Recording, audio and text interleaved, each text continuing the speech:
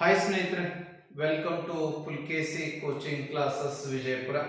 ಸ್ನೇಹಿತರೆ, ನಾವು ಈ SSLCಯ ನೂತನ ಪಠ್ಯಕ್ರಮದ ಆಧಾರಿತವಾಗಿ ಪುಲ್ಕೇಸಿ ಕೋಚಿಂಗ್ ಕ್ಲಾಸಸ್ ಅಲ್ಲಿ ಪ್ರತಿನಿತ್ಯ ಯೂಟ್ಯೂಬ್ ಕ್ಲಾಸ್ಗಳು ಜರುಗ್ತಾ ಇದ್ದಾವೆ.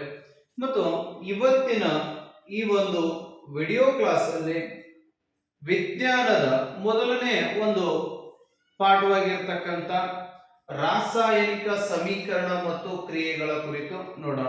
ಸೊ ರಾಸಾಯನಿಕ ಸಮೀಕರಣ ಮತ್ತು ಕ್ರಿಯೆಗಳು ಅಂದ್ರೆ ಏನು, ರಾಸಾಯನಿಕ ಕ್ರಿಯೆ ಅಂದ್ರೇನು ಮೊದಲು. ಸೊ ರಾಸಾಯನಿಕ ಕ್ರಿಯೆ ಅಂದ್ರೇನು ಅಂತಂದ್ರೆ ನೋಡಿ,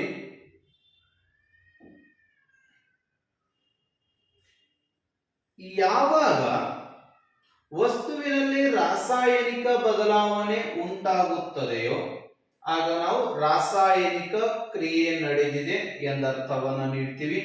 ಅಂದರೆ ವಸ್ತುವಿನಲ್ಲಿ ಕೆಲವೊಂದಿಷ್ಟು ಬದಲಾವಣೆಗಳು ಆಗ್ಬೇಕು.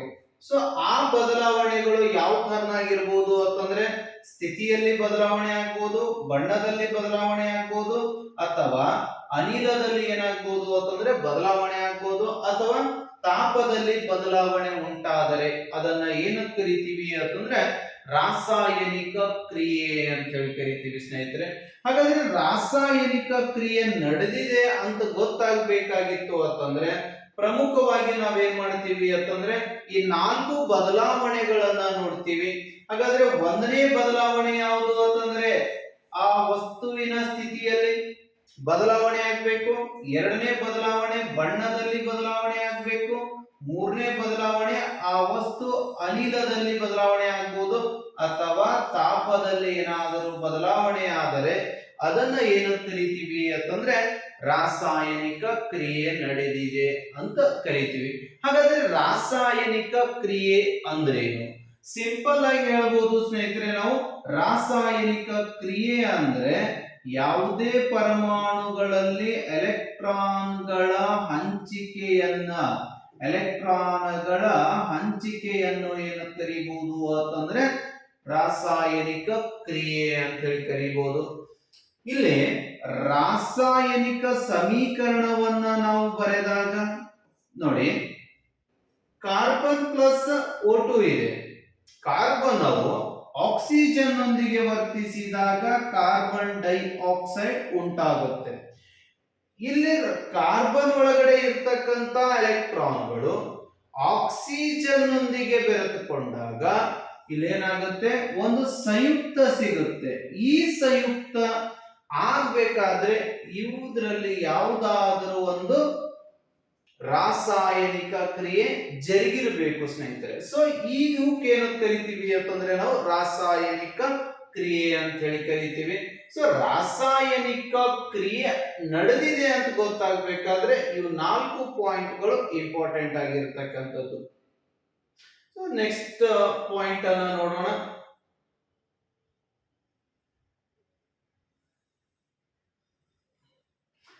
ರಾಸಾಯನಿಕ ಸಮೀಕರಣ ಅಂದ್ರೇನು? ರಾಸಾಯನಿಕ ಸಮೀಕರಣ ಅಂದ್ರೆ ರಾಸಾಯನಿಕ ಸಮೀಕರಣವೆಂದರೆ ಪದಗಳ ಬದಲು ರಾಸಾಯನಿಕ ಸೂತ್ರಗಳನ್ನ ಬಳಸಿ ಸಂಕ್ಷಿಪ್ತ ರೂಪದಲ್ಲಿ ಬರೆಯುವುದು. ಹಾಗಾದ್ರೆ ಯಾವುದೇ ಧಾತುವನ್ನ ಸಂಕ್ಷಿಪ್ತ ರೂಪದಲ್ಲಿ ನಾವು ಬರೆದಿದ್ದನ್ನ ಅದನ್ನ ಏನು ಕರಿತೀವಿ? ರಾಸಾಯನಿಕ ಸಮೀಕರಣ. ಅಂದ್ರೆ ಪರಮಾಣುಗಳನ್ನ ಸಂಕ್ಷಿಪ್ತ ಅಥವಾ ಸಾಂಕೇತಿಕವಾಗಿ ಪ್ರತಿನಿಧಿಸುವುದನ್ನ ಏನು ಕರೀತಾರೆ ಅಂತಂದ್ರೆ ರಾಸಾಯನಿಕ ಸಮೀಕರಣ. ಹಾಗಾದ್ರೆ ರಾಸಾಯನಿಕ ಸಮೀಕರಣದಲ್ಲಿ ಏನ್ ಪಾಲ್ಗೊಳ್ಳುತ್ತವೆ ಅಂತ ಪ್ರಶ್ನೆಯನ್ನ ಕೇಳ್ತಾರೆ. ರಾಸಾಯನಿಕ ಸಮೀಕರಣದಲ್ಲಿ ಪಾಲ್ಗೊಳ್ಳುವ ವಸ್ತುಗಳು ಯಾವುವು ಅಂದ್ರೆ ಧಾತುಗಳು ಸ್ನೇಹಿತರೆ, ಪರಮಾಣುಗಳು. ಧಾತು ಅಥವಾ ಪರಮಾಣುಗಳು ಅಂತ ಹೇಳಿ ಕರಿತೀವಿ.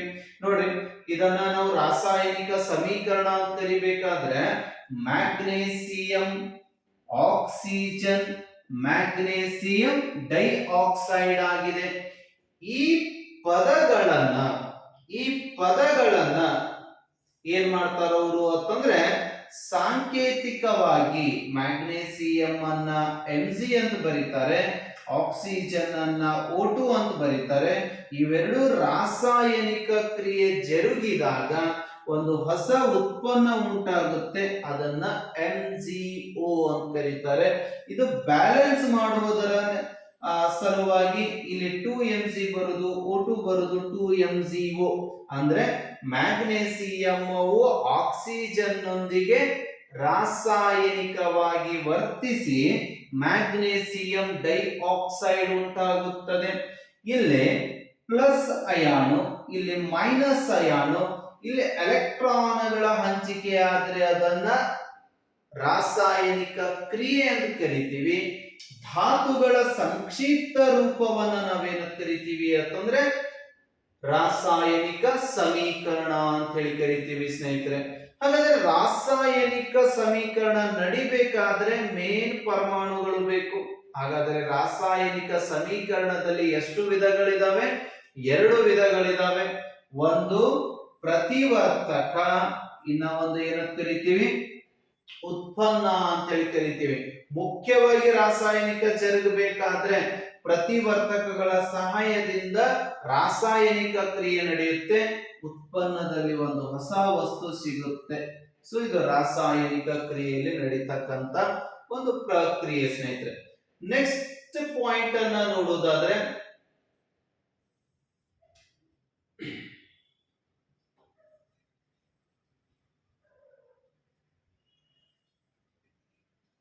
ಹಾಗಾದ್ರೆ ರಾಸಾಯನಿಕ ಸಮೀಕರಣವನ್ನ ಹೇಗೆ ಬರೀಬಹುದು?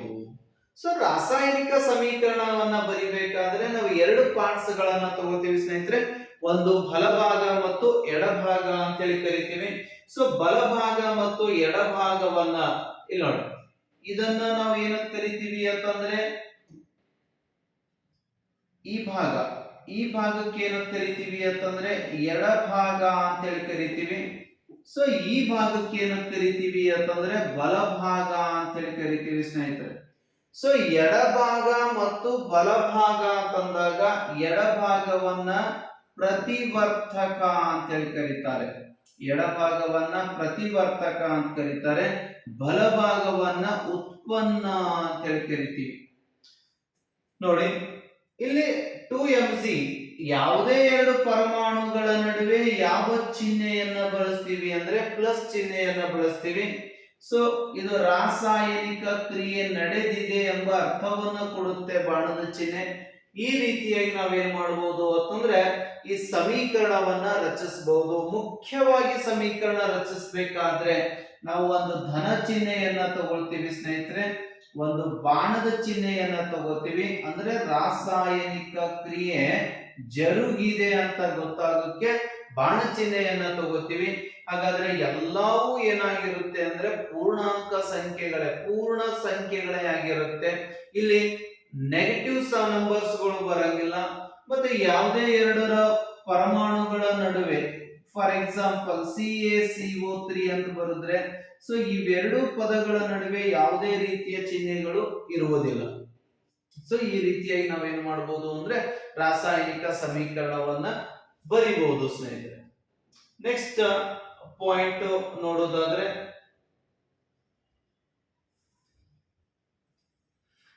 ರಾಸಾಯನಿಕ ಸಮೀಕರಣಗಳನ್ನ ಸರಿದೂಗಿಸುವಿಕೆ ಹೆಂಗ ಅಂತಂದ್ರೆ ಒಂದು ನಮ್ಮದಲ್ಲಿ ರಾಶಿ ಸಂರಕ್ಷಣಾ ನಿಯಮ ಬರುತ್ತೆ. ಯಾವುದೇ ಒಂದು ರಾಶಿಯನ್ನ ಸೃಷ್ಟಿಸುವುದಾಗಲಿ ಅಥವಾ ಲಯಗೊಳಿಸುವುದಾಗಲಿ ಸಾಧ್ಯವಿಲ್ಲ. ಜಾನ್ ಡಾಲ್ಟನ್ ಹೇಳ್ತಾರೆ ನೋಡಿ, ಪರಮಾಣುವಿನ ಬಗ್ಗೆ ಹೇಳಬೇಕಾದಾಗ ಪರಮಾಣುಗಳು ಚಿಕ್ಕ ಚಿಕ್ಕ ಅಭೇದ್ಯವಾದ ಕಣಗಳಿಂದ ಮಾಡಲ್ಪಟ್ಟಿವೆ, ಅವುಗಳನ್ನು ಸೃಷ್ಟಿಸಲು ಮತ್ತು ನಾಶಪಡಿಸಲು ಸಾಧ್ಯವಿಲ್ಲ. ಅಂದ್ರೆ ಈ ರಾಶಿ ಸಂರಕ್ಷಣಾ ನಿಯಮವನ್ನ ಹೇಳಿದವರು ಯಾರು ಅಂತಂದ್ರೆ ಆಂಟೋಯಿನ್ ಲಾವೋಸಿಯರ್ ಅವರು. ಇವರು ರಸಾಯನಶಾಸ್ತ್ರದ ಪಿತಾಮಹರಾಗಿದ್ದಾರೆ. ಇಲ್ಲಿ ಎಡಭಾಗದಲ್ಲಿ ನೋಡಿ, ರಾಸಾಯನಿಕ ಕ್ರಿಯೆಯ ಉತ್ಪನ್ನಗಳಲ್ಲಿರ್ತಕ್ಕಂಥ ಧಾತುಗಳು, ರಾಸಾಯನಿಕ ಕ್ರಿಯೆಯ ಉತ್ಪನ್ನಗಳಲ್ಲಿರ್ತಕ್ಕಂಥ ಧಾತುಗಳು ಅದರ ಒಟ್ಟು ರಾಶಿ ಪ್ರತಿವರ್ತಕಗಳಲ್ಲಿರುವ ಧಾತುಗಳ ಒಟ್ಟು ರಾಶಿಗೆ ಏನಾಗಿರಬೇಕು ಅಂತಂದ್ರೆ ಸಮನಾಗಿರಬೇಕು ಅಂತ ಹೇಳಿ ಕರೀತಾರೆ. ಹಾಗಾದ್ರೆ ಇಲ್ಲಿ ಸಮನಾಗಿರಬೇಕು ಅಂತಂದ್ರೆ ಸಮನಾಗಿರ್ಬೇಕು ಅಂತಂದ್ರೆ ಇಲ್ಲಿ ನೋಡಿ ಯಾವ ತರನಾಗಿರ್ಬೇಕು ಅಂತಂದ್ರೆ ಸೊ ರಾಸಾಯನಿಕ ಸಮೀಕರಣ ಇದನ್ನ ನಾವೇನಂತ ಕರಿತೀವಿ ಅಂತಂದ್ರೆ ಪ್ರತಿವರ್ತಕ ಅಂತ ಹೇಳಿ ಕರಿತೀವಿ. ಈ ಭಾಗವನ್ನ ಏನಂತ ಕರಿತೀವಿ? ಪ್ರತಿವರ್ತಕ. ಮತ್ತು ಈ ಭಾಗವನ್ನ ಏನಂತ ಕರಿತೀವಿ ಅಂತಂದ್ರೆ ಉತ್ಪನ್ನ ಅಂತ ಹೇಳಿ ಕರಿತೀವಿ. ಸೊ ಪ್ರತಿವರ್ತಕ ಉತ್ಪನ್ನಗಳನ್ನ ನೋಡಿದಾಗ ಇಲ್ಲಿ ZN ಎಷ್ಟಿದಾವೆ? ಒಂದಿದೆ. ಸೊ ಈ ಕಡೆ ಬಲಭಾಗ ನೋಡಿ ZN ಒಂದೇ ಇದೆ. ಹೈಡ್ರೋಜನ್ಗಳು ಎಷ್ಟಿದಾವೆ? ಇಲ್ಲಿ ಎರಡಿದೆ. ಇಲ್ಲಿನೂ ಹೈಡ್ರೋಜನ್ ಎಷ್ಟಿದೆ? ಎರಡಿದೆ. ಸೊ ಸಲ್ಫರ್ ಎಷ್ಟಿದಾವೆ ಅಂತಂದ್ರೆ ಒಂದಿದೆ. ಇಲ್ಲಿನೂ ಎಷ್ಟಿದೆ? ಒಂದೇ ಇದೆ. ಆಕ್ಸಿಜನ್ ಎಷ್ಟಿದಾವೆ ಅಂತಂದ್ರೆ 4 ಇದಾವೆ. ಇಲ್ಲಿ ಆಕ್ಸಿಜನ್ ಎಷ್ಟಿದಾವೆ? 4 ಇದಾವೆ. ಹಾಗಾದ್ರೆ ಸಮೀಕರಣದ ಎಡಭಾಗದಲ್ಲಿರ್ತಕ್ಕಂಥ ಒಟ್ಟು ರಾಶಿ ಸಮೀಕರಣದ ಬಲಭಾಗದಲ್ಲಿಯೂ ಸಹಿತ ಸಮರಾಶಿಯನ್ನ ಹೊಂದಿದೆ. ಹಾಗಾಗಿ ನಾವು ಇದನ್ನ ಏನಂತ ಕರಿತೀವಿ? ZN ಅಂದ್ರೆ ಸತು, H2SO4 ಅಂದ್ರೆ ಗೊತ್ತಿದೆ ಸಲ್ಫ್ಯೂರಿಕ್ ಆಸಿಡ್, ಇದು ಸಲ್ಫ್ಯೂರಿಕ್ ಆಮ್ಲ. ನೆಕ್ಸ್ಟ್ ಇದು ಸತುವಿನ ಸಲ್ಫೇಟ್, H2 ಅಂದ್ರೆ ಹೈಡ್ರೋಜನ್ ಸ್ನೇಹಿತರೆ. ಅಂದ್ರೆ ಎಡಭಾಗದಲ್ಲಿ ಇರ್ತಕ್ಕಂಥ ಒಟ್ಟು ಪರಮಾಣುಗಳ ರಾಶಿ ಎಷ್ಟಿದೆಯೋ ಉತ್ಪನ್ನದಲ್ಲಿ ಉಂಟಾದಾಗನೂ ಸಹಿತ ಏನಾಗಿರಬೇಕು? ಪರಮಾಣುಗಳ ರಾಶಿ ಸಮವಾಗಿರಬೇಕು. ಅಂದ್ರೆ ಪ್ರತಿವರ್ತಕ ಮತ್ತು ಉತ್ಪನ್ನಗಳು ಒಂದೇ ರೀತಿಯ ರಾಶಿಯನ್ನು ಹೊಂದಿದ್ದರೆ ಅದು ಏನು ಕರಿತೀವಿ? ರಾಸಾಯನಿಕ ಸಮೀಕರಣ ಸರಿದೂಗಿಸುವಿಕೆ ಅಂತ ಕರಿತೀವಿ ಸ್ನೇಹಿತರೆ. ಸೊ ಈ ರಾಸಾಯನಿಕ ಸಮೀಕರಣಗಳನ್ನು ಸರಿದೂಗಿಸುವ ಈ ವಿಧಾನವನ್ನ ಏನಂತ ಕರೀತಾರೆ? ಹಿಟ್ ಅಂಡ್ ಟ್ರಯಲ್ ಮೆಥಡ್ ಅಂತ ಕರೀತಾರೆ. ಪ್ರಮಾದ ಮತ್ತು ಪ್ರಯತ್ನಗಳ ಒಂದು ಮೆಥಡ್ ಅಂತ ಹೇಳಿ ಕರಿತೀವಿ ಸ್ನೇಹಿತರೆ. ಸೊ ನೆಕ್ಸ್ಟ್ ಪಾಯಿಂಟ್ ಅನ್ನ ನೋಡುವುದಾದ್ರೆ, ಹಾಗಾದ್ರೆ ಈ ರಾಸಾಯನಿಕ ಸಮೀಕರಣವನ್ನು ನಾವು ಸರಿದೂಗಿಸಬೇಕಾದ್ರೆ ಏನೇನ್ ಬೇಕು? ಮೇನ್ ಪಾಯಿಂಟ್ ಅಲ್ಲಿ ಏನೇನು ಸಿಂಬಾಲ್ ಗಳನ್ನ ನಾವು ಕೊಡಬೇಕು ಅಂತಂದ್ರೆ, ರಾಸಾಯನಿಕ ಸಮೀಕರಣವನ್ನ ಅರ್ಥಪೂರ್ಣವಾಗಿಸಲು ಪ್ರತಿವರ್ತಕಗಳು ಮತ್ತು ಉತ್ಪನ್ನಗಳ ರಾಸಾಯನಿಕ ಅಣುಸೂತ್ರಗಳ ಜೊತೆಗೆ ಅವುಗಳ ಏನ್ ತಗೋಬೇಕು ಅಂತಂದ್ರೆ ಭೌತ ಸ್ಥಿತಿಯನ್ನ ನಾವೇನ್ ಮಾಡ್ಬೇಕು? ನಮೂದಿಸಬೇಕಾಗುತ್ತೆ. ಅವು ಯಾವುವು ಅಂತಂದ್ರೆ ಅನಿಲ ಸ್ಥಿತಿಯಲ್ಲಿದ್ರೆ ಒಂದು ವೇಳೆ ಆ ವಸ್ತು ನಾವು ಬಳಕೆ ಮಾಡ್ತಕ್ಕಂಥ ಪ್ರತಿವರ್ತಕ ಅಥವಾ ಬಂದಿರತಕ್ಕಂಥ ಉತ್ಪನ್ನಗಳು ಅನಿಲ ಸ್ಥಿತಿಯಲ್ಲಿದ್ರೆ G ಬರಿಬೇಕು, ದ್ರವ ಸ್ಥಿತಿಯಲ್ಲಿದ್ರೆ L ಬರಿಬೇಕು, ಜಲೀಯ ಆಕ್ಸೈಡ್ ಸ್ಥಿತಿ ಒಳಗಡೆ ಇದ್ರೆ AQ ಅಕ್ವೈಸ್ ಸೊಲ್ಯೂಷನ್ ಅಂತ ಬರಿಬೇಕು, ಮತ್ತು ಘನ ಸ್ಥಿತಿಯಲ್ಲಿದ್ರೆ ಅದನ್ನ S ಎಂಬ ಅಕ್ಷರಗಳಿಂದ ಸೂಚಿಸಬೇಕು. ಈ ತರ ಸೂಚಿಸಿದಾಗ ನಾವು ತಗೊಳ್ತಕ್ಕಂತ ವಸ್ತು ಏನು ಸಾಲಿಡ್ ಇದೆಯೋ, ಲಿಕ್ವಿಡ್ ಇದೆಯೋ ಅಥವಾ ಗ್ಯಾಸಿಯಸ್ ಇದೆಯೋ ಅನ್ನೋದನ್ನ ಈಸಿಯಾಗಿ ನಾವು ಫೈಂಡ್ ಔಟ್ ಮಾಡಬಹುದು ಸ್ನೇಹಿತರೆ. ಸೊ ನೆಕ್ಸ್ಟ್ ಪಾಯಿಂಟ್ ಅನ್ನ ನೋಡೋಣ.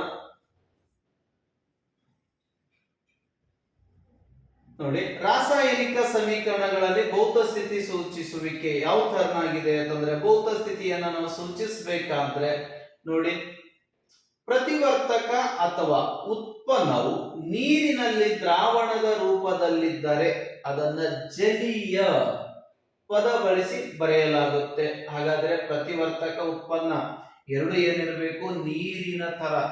ಅಂದ್ರೆ ಈಗ ನಾವು ಫಾರ್ ಎಕ್ಸಾಂಪಲ್ ಇಲ್ಲಿ ಎರಡು ಬೀಕರ್ಸ್ ಗಳಿದಾವೆ. ಈ ಬೀಕರ್ದಲ್ಲಿ ಒಂಥರ ನೀರಿದೆ, ಇದು ಒಂಥರ ನೀರಿದೆ.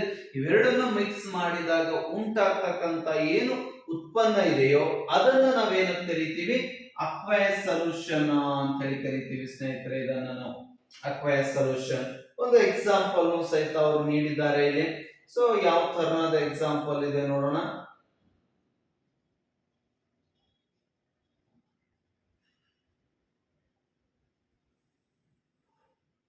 ನೋಡಿ, Fe plus 4H2O, Fe3O4 plus 4H2.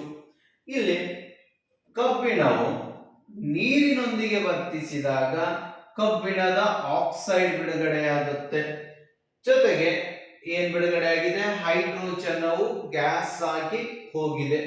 So ಈ ತರವಾಗಿ ನಾವೇನ್ ಮಾಡಬಹುದು ಅಂತಂದ್ರೆ ಅದರ ಭೌತ ಸ್ಥಿತಿಯನ್ನು ಸಹಿತ ಹೇಳ್ಬೋದು ಸ್ನೇಹಿತರೆ. ನೆಕ್ಸ್ಟ್ ಪಾಯಿಂಟ್ ಅನ್ನ ನೋಡುವುದಾದ್ರೆ ನೋಡಿ, ರಾಸಾಯನಿಕ ಸಮೀಕರಣಗಳಲ್ಲಿ ಭೌತ ಸ್ಥಿತಿ ಸೂಚಿಸುವಿಕೆ ಯಾವ ತರನಾಗಿ ಭೌತ ಸ್ಥಿತಿಯನ್ನ ಸೂಚಿಸಬಹುದು ಅಂತಂದ್ರೆ ಈ ಬಾಣದ ಚಿಹ್ನೆಯ ಸಹಾಯದಿಂದ ನಾವೇನ್ ಮಾಡಬಹುದು ಸೂಚಿಸಬಹುದು.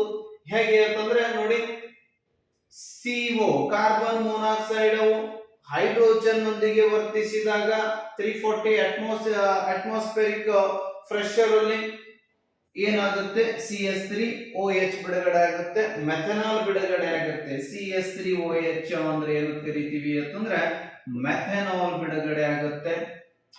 ಅದೇ 6CO2 12% ಆಫ್ H2O ಸೂರ್ಯನ ಬೆಳಕನ್ನ ಬಿಟ್ಟಾಗ ಪತ್ರ ಹರಿತಿನ ಸಹಾಯದಿಂದ ಸಸ್ಯಗಳು ತಮ್ಮ ಆಹಾರವನ್ನ ತಾವೇ ತಯಾರಿಸ್ಕೋಬೇಕಾದ್ರೆ ಈ ರಾಸಾಯನಿಕ ಕ್ರಿಯೆಯು ಅಲ್ಲಿ ಏನಾಗುತ್ತೆ ಜರುಗುತ್ತೆ ಸ್ನೇಹಿತರೆ. ಸೊ ಇದು ಏನಾಗುತ್ತೆ C6H12O6 ಆಗಿದೆ.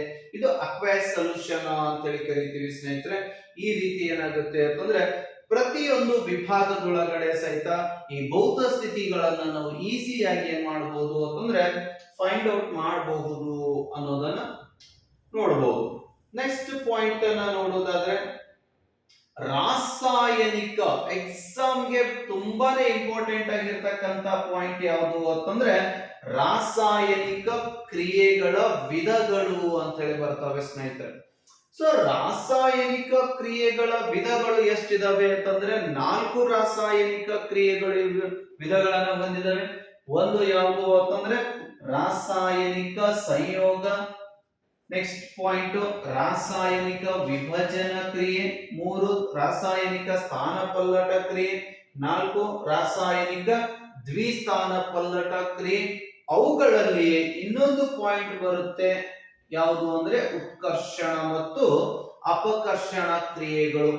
ಈಗ ಒಂದೊಂದಾಗಿ ನಾವೇನ್ ಮಾಡೋಣ ಅಂತಂದ್ರೆ ನೋಡ್ಕೋತ ಹೋಗೋಣ. ಹಾಗಾದ್ರೆ ರಾಸಾಯನಿಕ ಕ್ರಿಯೆ ಅಂದ್ರೇನು? ಸೊ ಸ್ನೇಹಿತರೆ, ರಾಸಾಯನಿಕ ಕ್ರಿಯೆ ಅಂದ್ರೆ ಇಲ್ಲಿ ನಾವು ಈಗಾಗಲೇ ಹೇಳಿದೀವಿ, ರಾಸಾಯನಿಕ ಕ್ರಿಯೆ ಅಂದ್ರೆ ಎಲೆಕ್ಟ್ರಾನ್ಗಳ ಹಂಚಿಕೆ. ಅದರಲ್ಲಿ ಬರ್ತಕ್ಕಂತ ರಾಸಾಯನಿಕ ಕ್ರಿಯೆಯಲ್ಲಿ ಬರ್ತಕ್ಕಂತ ವಿಧಗಳಲ್ಲಿ ಕಂಡು ಬರ್ತಕ್ಕಂಥದ್ದು ಒಂದು ಸಂಯೋಗ ಕ್ರಿಯೆ ಅಂತ ಹೇಳಿ ನೋಡ್ತೀವಿ. ಸೊ ಈ ಸಂಯೋಗ ಕ್ರಿಯೆ ಅನ್ನೋದು ನೋಡಿ, ಸಂಯೋಗ ಕ್ರಿಯೆ ಅನ್ನೋದು ಏನ್ ತೋರಿಸುತ್ತೆ ಅಂತಂದ್ರೆ ಇದನ್ನ ಪ್ರತಿವರ್ತಕ ಅಂತ ಹೇಳಿ ಕರಿತೀವಿ, ಇದನ್ನ ಉತ್ಪನ್ನ ಅಂತ ಹೇಳಿ ಕರಿತೀವಿ. ಅವ್ರು ಸಿಂಪಲ್ ಆಗಿ ಹೇಳ್ತಾರೆ ಸಂಯೋಗ ಸಂಯೋಗ ಸಂಯೋಗ ಅಂದ್ರೆ ಕೂಡುವಿಕೆ. ಎರಡು ಅಥವಾ ಎರಡಕ್ಕಿಂತ ಹೆಚ್ಚು ಪರಮಾಣುಗಳು ಅಥವಾ ಸಂಯುಕ್ತಗಳು ಕೂಡಿಕೊಂಡು ಒಂದೇ ಒಂದು ಉತ್ಪನ್ನ ಉಂಟು ಮಾಡಿದರೆ ಅದನ್ನ ಏನಂತ ಕರಿತೀವಿ ಅಂದ್ರೆ ಸಂಯೋಗ ಕ್ರಿಯೆ ಅಂತ ಹೇಳಿ ಕರಿತೀವಿ. ನೋಡಿ, ಯಾವ ರಾಸಾಯನಿಕ ಕ್ರಿಯೆಯಲ್ಲಿ 2 ಅಥವಾ ಹೆಚ್ಚು ಪ್ರತಿವರ್ತಕಗಳು ಸೇರಿ ಒಂದೇ ಒಂದು ಉತ್ಪನ್ನ ಉಂಟಾಗುತ್ತದೆಯೋ ಅಂತಹ ಕ್ರಿಯೆಗೆ ಏನಂತ ಕರಿತೀವಿ ಸ್ನೇಹಿತರೆ? ಸಂಯೋಗ ಕ್ರಿಯೆ, ರಾಸಾಯನಿಕ ಸಂಯೋಗ ಕ್ರಿಯೆ ಅಂತ ಕರಿತೀವಿ. ಒಂದು ಎಕ್ಸಾಂಪಲ್ ನೋಡಬಹುದು, ಕ್ಯಾಲ್ಸಿಯಂ ಆಕ್ಸೈಡ್ ಸಾಲಿಡ್ ಫಾರ್ಮ್ ಅಲ್ಲಿ ಇದೆ. ಅದನ್ನ ನೀರಿನೊಳಗಡೆ ಹಾಕಿದಾಗ ಕ್ಯಾಲ್ಸಿಯಂ ಹೈಡ್ರಾಕ್ಸೈಡ್ ಬಿಡುಗಡೆ ಆಗುತ್ತೆ. ಒಂದು ಬಾರಿ ಪ್ರಶ್ನೆಯನ್ನು ಕೇಳಿದ್ರು, ಕ್ಯಾಲ್ಸಿಯಂ ಹೈಡ್ರಾಕ್ಸೈಡ್ ಅನ್ನ ಏನೆಂದು ಕರೆಯುತ್ತಾರೆ? ಅರಳಿದ ಸುಣ್ಣ, ತಿಳಿ ಸುಣ್ಣ, ಹಾಲು ಬಿಳುಪು ಅಂತ ಹೇಳಿ ಕರೀತಾರೆ ಸ್ನೇಹಿತರೆ. ಇನ್ನೂ ಒಂದು ಎಕ್ಸಾಂಪಲ್ ಅನ್ನ ನೋಡೋದಾದ್ರೆ C+O2 CO2 ನೋಡಿ, ಪ್ರತಿವರ್ತಕಗಳು 2 ಇದಾವೆ, ಉತ್ಪನ್ನ ಒಂದೇ ಇದೆ. Si+O2 SiO2 ಅಂತ ಹೇಳಿ ಕರಿತೀವಿ. ಸೊ ಈ ರೀತಿಯಾಗಿ ಹಲವಾರು ಎಕ್ಸಾಂಪಲ್ ಗಳನ್ನ ನಾವು ನೋಡಬಹುದು. ನೆಕ್ಸ್ಟ್ ಮುಂದೆ ಬರೋಣ. ಇಲ್ಲಿ ನೋಡಿ, ಈ ಒಂದು ಚಿತ್ರದಲ್ಲಿ ತಾವು ಗಮನಿಸಬಹುದು, ಈ ಕ್ರಿಯೆಯಲ್ಲಿ ಕ್ಯಾಲ್ಸಿಯಂ ಆಕ್ಸೈಡ್ ನೀರಿನೊಂದಿಗೆ ವೇಗವಾಗಿ ವರ್ತಿಸಿ ದೊಡ್ಡ ಪ್ರಮಾಣದಲ್ಲಿ ಉಷ್ಣ ಬಿಡುಗಡೆ ಆಗ್ತಾ ಇದೆ. ಆ ಉಷ್ಣ ಬಿಡುಗಡೆ ಮಾಡುತ್ತಾ ಒಂದೇ ಉತ್ಪನ್ನ ಕ್ಯಾಲ್ಸಿಯಂ ಹೈಡ್ರಾಕ್ಸೈಡ್ ಉಂಟಾಗುತ್ತೆ. ನಿಮಗೆ ಗೊತ್ತಿದೆ, ಸುಣ್ಣದ ಪುಡಿಯನ್ನು ತಗೊಂಡು ನೀರಿನಲ್ಲಿ ಹಾಕಿದಾಗ ಗುಳ್ಳೆಗಳು ಉಂಟಾಗುತ್ತವೆ, ಅದು ಬಹಿರುಷ್ಣಕ ಕ್ರಿಯೆಯನ್ನು ಬಿಡುಗಡೆ ಮಾಡುತ್ತೆ. ಸೊ ಬಹಿರುಷ್ಣಕ ಕ್ರಿಯೆ ಅಂದ್ರೆ ಏನು ಅಂತಂದ್ರೆ ಉಷ್ಣ ಬಿಡುಗಡೆ, ರಾಸಾಯನಿಕ ಕ್ರಿಯೆಯಲ್ಲಿ ಉಷ್ಣ ಬಿಡುಗಡೆಯಾಗುವುದನ್ನ ಏನಂತ ಕರೀತಾರೆ ಅಂತಂದ್ರೆ ಬಹಿರುಷ್ಣಕ ಕ್ರಿಯೆ ಅಂತ ಹೇಳಿ ಕರಿತೀವಿ ಸ್ನೇಹಿತರೆ ನಾವು. ನೆಕ್ಸ್ಟ್ ಪಾಯಿಂಟ್ ಅನ್ನ ನೋಡೋಣ. ನೋಡಿ, ಅದೇ ಸಂಯೋಗ ಕ್ರಿಯೆಯಲ್ಲಿ C+O2 ನಾವೊಂದು ಕಟ್ಟಿಗೆಯನ್ನ ದಹನ ಕ್ರಿಯೆಗೆ ಒಳಪಡಿಸಿದಾಗ ಇಲ್ಲಿ ಏನ್ ಬಿಡುಗಡೆ ಆಗಿದೆ? ಕಲ್ಲಿದ್ದಲು ದಹನ ಆಗಿದೆ. C+O2 ಬಿಡುಗಡೆ ಆಗ್ತಕ್ಕಂತ ವಸ್ತು ಯಾವುದು ಅಂತಂದ್ರೆ ಕಾರ್ಬನ್ ಡೈಆಕ್ಸೈಡ್ ಬಿಡುಗಡೆ ಆಗಿದೆ. ಅದೇ ತರನಾಗಿ ಇನ್ನೊಂದು ಪ್ರಶ್ನೆಯನ್ನ ನೋಡುವುದಾದ್ರೆ ಹೈಡ್ರೋಜನ್ ಮತ್ತು ಆಕ್ಸಿಜನ್ಗಳ ಸಮ್ಮಿಲನದಿಂದ, ಹೈಡ್ರೋಜನ್ ಮತ್ತು ಆಕ್ಸಿಜನ್ಗಳ ಸಂಯೋಗದಿಂದ ಅಥವಾ ಕೂಡುವಿಕೆಯಿಂದ ತಯಾರಾದ ವಸ್ತು ಯಾವುದು ಅಂತಂದ್ರೆ ನೀರು. ತಾವು ಚಿತ್ರದಲ್ಲಿ ಗಮನಿಸ್ತಾ ಇರಬಹುದು. ಸೊ ಇನ್ನೊಂದು ಪ್ರಶ್ನೆಯನ್ನ ಕೇಳ್ತಾರೆ, ರಾಸಾಯನಿಕ ಸಂಯೋಗ ಕ್ರಿಯೆಯು ಏನನ್ನು ಉಂಟು ಮಾಡುತ್ತದೆ? ಅದು ಬಹಿರುಷ್ಣಕ ಕ್ರಿಯೆಯನ್ನ ಉಂಟು ಮಾಡುತ್ತೆ ಸ್ನೇಹಿತರೆ. ನೋಡಿ, ರಾಸಾಯನಿಕ ಕ್ರಿಯೆಯಲ್ಲಿ ಉಷ್ಣವು ಬಿಡುಗಡೆಯಾಗುವುದರಿಂದ ಇವುಗಳಿಗೆ ಏನಂತ ಕರಿತೀವಿ ಅಂತಂದ್ರೆ ಬಹಿರುಷ್ಣಕ ಕ್ರಿಯೆ, ಎಕ್ಸೋಥರ್ಮಿಕ್ ರಿಯಾಕ್ಷನ್ ಅಂತ ಹೇಳಿ ಕರೀತಾರೆ. ಈ ರಾಸಾಯನಿಕ ಕ್ರಿಯೆಯಲ್ಲಿ ಏನಾಗಬೇಕು? ಉಷ್ಣ ಬಿಡುಗಡೆ ಆಗಬೇಕು. ಸೊ ಉಷ್ಣ ಬಿಡುಗಡೆ ಆಗಬೇಕು ಅಂದ್ರೆ ನೋಡಿ, ಸೋಡಾ ನೀರೊಳಗಡೆ ಹಾಕಿ ಉಷ್ಣ ಬಿಡುಗಡೆ ಆಗುತ್ತೆ. ಮಾನವನ ಉಸಿರಾಟ ಬಹಿರುಷ್ಣಕ ಕ್ರಿಯೆಗೆ ಉದಾಹರಣೆ. ಕಾಂಪೋಸ್ಟ್ ಗೊಬ್ಬರ ಬಹಿರುಷ್ಣಕ ಕ್ರಿಯೆಗೆ ಉದಾಹರಣೆ. ಸೊ ಇವುಗಳು ಎಲ್ಲ ಏನಾಗುತ್ತೆ ಅಂತಂದ್ರೆ ನಾವು ಈ ಬಹಿರುಷ್ಣಕ ಕ್ರಿಯೆಗೆ ಎಕ್ಸಾಂಪಲ್ ಗಳನ್ನ ನೋಡಬಹುದು ಸ್ನೇಹಿತರೆ. ಸೊ ನೆಕ್ಸ್ಟ್ ಪಾಯಿಂಟ್, ವಿಭಜನಾ ಕ್ರಿಯೆ. ರಾಸಾಯನಿಕ ವಿಭಜನಾ ಕ್ರಿಯೆ ಅಂದ್ರೆ ರಾಸಾಯನಿಕ ಸಂಯೋಗ ಏನ್ ಹೇಳ್ತಿತ್ತು? ಉತ್ಪನ್ನಗಳು ಪ್ರತಿವರ್ತಕ 2 ಇರಬೇಕು, 2ಕ್ಕಿಂತ ಹೆಚ್ಚಿರಬೇಕು, ಉತ್ಪನ್ನ ಒಂದೇ ಬರಬೇಕು. ಅದರ ಅಪೋಸಿಟ್ ಹೇಳುವುದು ಯಾವುದು ಅಂತಂದ್ರೆ ವಿಭಜನಾ ಕ್ರಿಯೆ. ಒಂದೇ ಒಂದು ಪ್ರತಿವರ್ತಕ ಸರಳ ಉತ್ಪನ್ನವಾಗಿ ವಿಭಜನೆಯಾಗುವುದನ್ನ ಏನಂತ ಕರೀತಾರೆ? ವಿಭಜನಾ ಕ್ರಿಯೆ. ಅಂದ್ರೆ ಪ್ರತಿವರ್ತಕಗಳ ಸಂಖ್ಯೆ ಒಂದೇ ಆಗಿರಬೇಕು, ಉತ್ಪನ್ನಗಳ ಸಂಖ್ಯೆ ಏನಾಗಿರಬೇಕು ಅಂತಂದ್ರೆ 2ಕ್ಕಿಂತ ಹೆಚ್ಚಿರಬೇಕು. ಸೊ ಅದನ್ನ ವಿಭಜನಾ ಕ್ರಿಯೆ ಅಂತ ಹೇಳಿ ಕರಿತೀವಿ. ಸಿಂಪಲ್ ಆಗಿ ತಾವು ಎಕ್ಸಾಂಪಲ್ ಗಳನ್ನ ಗಮನಿಸಬಹುದು. ನೋಡಿ, 2FeS2SO4 ಇದೆ, ಇದು ಫೆರಸ್ ಸಲ್ಫೇಟ್ ಇದೆ. ಇಲ್ಲಿ ಉಷ್ಣ ಬಿಡುಗಡೆಯಾಗಿ Fe2O3 ಆಗಿದೆ, ಫೆರಿಕ್ ಆಕ್ಸೈಡ್ ಆಗಿದೆ, ಪ್ಲಸ್ SO2 ಬಿಡುಗಡೆ ಆಗಿದೆ, ಜೊತೆಗೆ SO3 ಸಲ್ಫರ್ ಡೈಆಕ್ಸೈಡ್ ಆಗಿ ಸಲ್ಫರ್ ಟ್ರೈಆಕ್ಸೈಡ್ ಗಳು ಬಿಡುಗಡೆ ಆಗಿದ್ದಾವೆ. ಸೊ ಇದು ಸಿಂಪಲ್ ಆಗಿ ಅದಕ್ಕೆ ಉದಾಹರಣೆ ಅಂದ್ರೆ ವಿಭಜನಾ ಕ್ರಿಯೆಗೆ ಉದಾಹರಣೆ. ಇನ್ನೊಂದು ವಿಭಜನಾ ಕ್ರಿಯೆಗೆ ಉದಾಹರಣೆಯನ್ನ ನೋಡುವುದಾದ್ರೆ ಕ್ಯಾಲ್ಸಿಯಂ ಕಾರ್ಬೋನೇಟ್, ಚಿತ್ರದಲ್ಲಿ ತಾವು ಗಮನಿಸ್ತಾ ಇದ್ದೀರಿ. ಸುಣ್ಣದ ಕಲ್ಲ ಸಾಯಂಕಾಲದವರೆಗೆ, ಮುಂಜಾನೆಯಿಂದ ಸಾಯಂಕಾಲದವರೆಗೆ ಬಿಟ್ರಿ ಅಂತಂದ್ರೆ ಆ ಸುಣ್ಣದ ಕಲ್ಲು ರಾಸಾಯನಿಕವಾಗಿ ವಿಭಜನೆ ಆಗಿ ಅದರಲ್ಲಿರ್ತಕ್ಕಂಥ ಉಷ್ಣ CO2 ರೂಪದೊಳಗಡೆ ಏನಾಗುತ್ತೆ ಅಂದ್ರೆ ಹೋಗುತ್ತೆ ಸ್ನೇಹಿತರೆ. ಬರೀ ಕೇವಲ ಸುಣ್ಣದ ಪುಡಿ ಉಳಿಯುತ್ತೆ, ಅದನ್ನ ಸುಟ್ಟ ಸುಣ್ಣ. ಇದೇ ಸುಣ್ಣವನ್ನ ನೀರೊಳಗಡೆ ಹಾಕಿದಾಗ ಬಹಿರುಷ್ಣಕ ಕ್ರಿಯೆ ಬಿಡುಗಡೆ ಆಗುತ್ತೆ. ಸುಣ್ಣದ ಕಲ್ಲು ನೀರಲ್ಲಿ ಹಾಕಿದಾಗ ಬಹಿರುಷ್ಣಕ ಕ್ರಿಯೆ ಬಿಡುಗಡೆ ಆಗುತ್ತೆ. ಹಾಗಾಗಿ ಈ ಬಹಿರುಷ್ಣಕ ಕ್ರಿಯೆ ಉಂಟಾದಾಗ ನಾವು ಅದನ್ನ ವಿಭಜನೆ ಕ್ರಿಯೆಯನ್ನು ಕಾಸುವ ಮೂಲಕ ನಡೆಸಿದರೆ ಅದನ್ನ ಉಷ್ಣ ವಿಭಜನಾ ಕ್ರಿಯೆ ಅಂತ ಹೇಳಿ ಕರಿತೀವಿ ಸ್ನೇಹಿತರೆ. ವಿಭಜನಾ ಕ್ರಿಯೆಯನ್ನ ಕಾಸುವ ಮುಖಾಂತರ ಆಯ್ತು ಅಂದ್ರೆ ಅದನ್ನ ಉಷ್ಣ ವಿಭಜನಾ ಕ್ರಿಯೆ ಅಂತ ಹೇಳಿ ಕರಿತೀವಿ. ಸೊ ಇದನ್ನ ನಾವೇನ್ ಕರಿಬಹುದು ಅಂದ್ರೆ ನೋಡಿ, ವಿಭಜನಾ ಕ್ರಿಯೆಗಳಲ್ಲಿ ಪ್ರತಿವರ್ತಕಗಳನ್ನು ಒಡೆಯಲು ಉಷ್ಣ, ಬೆಳಕು ಅಥವಾ ವಿದ್ಯುತ್ ಶಕ್ತಿ, ಹೀಗೆ ಯಾವುದಾದರೂ ಒಂದು ರೂಪದ ಶಕ್ತಿಯ ಅವಶ್ಯಕತೆ ಇದೆ ಅಂತ ಹೇಳ್ತಾರೆ. ನೆಕ್ಸ್ಟ್ ಪಾಯಿಂಟ್, ಶಕ್ತಿಯ ಹೀರಿಕೆಯಾಗ್ತಕ್ಕಂಥದ್ದು. ವಿಭಜನಾ ಕ್ರಿಯೆಯಲ್ಲಿ ಅಂತರುಷ್ಣಕ ಕ್ರಿಯೆ ನಡೆಯುತ್ತೆ. ಫಾರ್ ಎಕ್ಸಾಂಪಲ್, ಒಂದು ಕೈಯಲ್ಲಿ ಸಾಬೂನು ಪುಡಿಯನ್ನು ತಗೊಂಡು ಇನ್ನೊಂದು ಕೈಯಲ್ಲಿ ಗ್ಲೂಕೋಸ್ ಪೌಡರ್ ಅನ್ನು ತಗೊಂಡು ಅಥವಾ ಸಕ್ಕರೆಯನ್ನ ತಗೊಂಡು ಎರಡನ್ನ ಒಂದೇ ಬಕೆಟ್ ನೀರಲ್ಲಿ ಕೈ ಎದ್ದಿದಾಗ ಒಂದು ಕೈಯ ಬಿಸಿಯ ಅನುಭವವಾದರೆ ಇನ್ನೊಂದು ಕೈ ಏನಾಗುತ್ತೆ? ತಂಪು ಅನುಭವವನ್ನು ಉಂಟು ಮಾಡುತ್ತೆ. ತಂಪು ಅನುಭವ ಉಂಟಾಗುವಿಕೆಯನ್ನ ಅಂತರುಷ್ಣಕ ಕ್ರಿಯೆ ಅಂತ ಕರೀತಾರೆ. ಬಿಸಿ ಅನುಭವ ಉಂಟಾಗುವಿಕೆಯನ್ನ ಬಹಿರುಷ್ಣಕ ಕ್ರಿಯೆ ಅಂತ ಕರೀತಾರೆ. ಇಲ್ಲಿ ನೆನಪಿರ್ಲಿ, ರಾಸಾಯನಿಕ ಸಂಯೋಗವು ಬಹಿರುಷ್ಣಕ ಕ್ರಿಯೆಯನ್ನು ಉಂಟು ಮಾಡುತ್ತೆ. ರಾಸಾಯನಿಕ ವಿಭಜನ ಕ್ರಿಯೆಯು ಅಂತರುಷ್ಣಕವನ್ನ ಉಂಟು ಮಾಡುತ್ತೆ ಸ್ನೇಹಿತರೆ. Next point, very important point ಯಾವುದು ಅಂದ್ರೆ ಕೆಮಿಕಲ್ ಡಿಸ್ಪ್ಲೇಸ್ಮೆಂಟ್ ರಿಯಾಕ್ಷನ್ ಅಂತ ಕರಿತೀವಿ. ಸ್ಥಾನ ಪಲ್ಲಟ. ಸ್ಥಾನ ಪಲ್ಲಟ ಅಂತಂದ್ರೆ ಏನು ಅಂತಂದ್ರೆ ಒಂದು ಧಾತು ಇನ್ನೊಂದು ಧಾತುವನ್ನ ಪಲ್ಲಟಗೊಳಿಸುವುದು.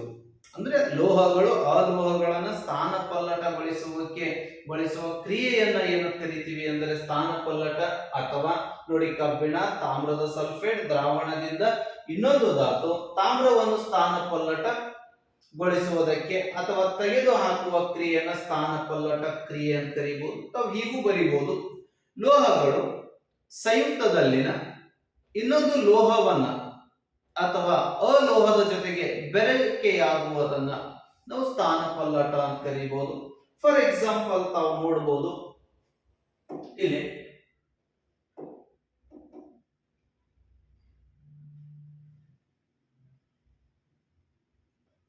ನೋಡಿ, FeSO4 ಜೋಡಿ ಕೂಡಿದೆ. Fe ಅನ್ನೋದು ಏನು ಅಂತಂದ್ರೆ ಲೋಹ, SO4 ಅನ್ನೋದು ಏನು ಅಂತಂದ್ರೆ ಅಲೋಹ.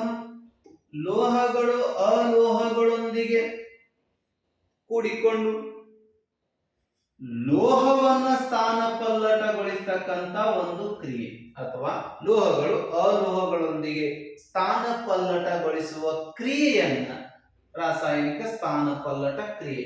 ನೋಡಿ, FeSO4 Cu ಏನಾಯ್ತು, ಹೊರಗಡೆ ಹೋಯ್ತು. ನಾವು ಇಲ್ಲಿ ಚಿತ್ರದಲ್ಲಿ ಗಮನಿಸ್ತಾ ಇದ್ದೀರಿ. ತಾಮ್ರದ ಸಲ್ಫೇಟ್ ಕಬ್ಬಿಣದ ಸಲ್ಫೇಟ್ ಜೊತೆ ಕೂಡಿದಾಗ ತಾಮ್ರ ಏನಾಗುತ್ತೆ, ಬಿಟ್ಟು ಹೋಗುತ್ತೆ. ಸೊ ಇದು ಏನಾಗುತ್ತೆ ಅಂತಂದ್ರೆ this is the best example for the chemical displacement reaction. Next, ಸ್ಥಾನ ಪಲ್ಲಟ ಕ್ರಿಯೆಗೆ ಇನ್ನೊಂದು ಎಕ್ಸಾಂಪಲ್ ಅನ್ನು ತಾವು ನೋಡಬಹುದು. ನೋಡಿ, ZnSO4 ಜೋಡಿ ಕೂಡಿದೆ, Cu ಏನಾಗಿದೆ, ಹೊರಗಡೆ ಹೋಗಿದೆ. ಈ ಭಾಗ ಯಾವುದು ಏನು ಕರಿತೀವಿ ಅಂದ್ರೆ ಲೋಹ ಕರಿತೀವಿ. ಈ ಭಾಗವನ್ನ ನಾವೇನು ಕರಿತೀವಿ ಅಂತಂದ್ರೆ ಅಲೋಹ ಅಂತೇಳಿ ಕರಿತೀವಿ ಸ್ನೇಹಿತರೆ. ಲೋಹಗಳು ಅಲೋಹಗಳೊಂದಿಗೆ ವರ್ತಿಸಿದಾಗ ಏನಾಗುತ್ತೆ ಅಂತಂದ್ರೆ ಇಲ್ಲಿ ಸ್ಥಾನ ಪಲ್ಲಟ ಕ್ರಿಯೆ ಉಂಟಾಗುತ್ತೆ. PbCl2 ಜೊತೆ ಕೂಡ್ಕೊಂಡಿದೆ, ಅವಾಗ PbCl2 ಆಯ್ತು.